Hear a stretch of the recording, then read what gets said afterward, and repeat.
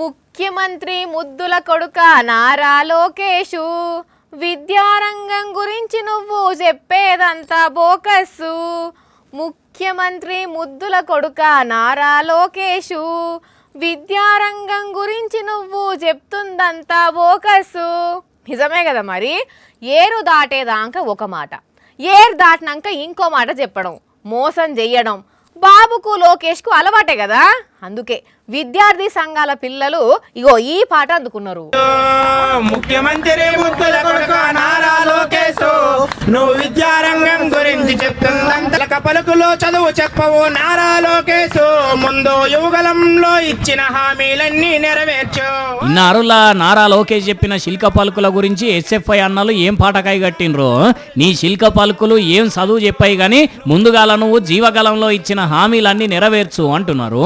అట్లని ఇంతటితోనే ఆగలేదు. పాఠశాలలు మూసివేతరా, ప్రభుత్వ విద్య అందదాయరా, గోరు ముద్దలు ఆగమాయరా, ఇచ్చిన బ్యాగులు బొక్కలాయరా.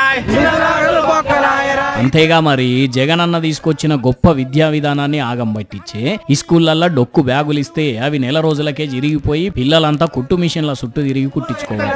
నీటి మాటలు నీటి ముట్టలు అయిన లోకేష్, ఎస్ఎఫ్ఐగా మేము వస్తున్నాము కాస్తో మా ఫోర్సు. విజయనగరం జిల్లా కలెక్టరేట్ దగ్గర ఎస్ఎఫ్ఐ వాళ్ళు చేసిన ప్రోగ్రామ్ ఇది. పెండింగ్ లో ఉన్న ఫీజు రియంబర్స్మెంట్ బకాయిలు 7,000 కోట్లు బరాబరుగా విడుదల చేయాల్సిందే, చేసే వరకు తగ్గేదేలే అని ఇట్లా జంగు చేసిండ్రు. గాని అయ్యా విద్యాశాఖ మంత్రి లోకేష్ గారు జరగా నిధులట విడుదల చేయరా అదండి సారు.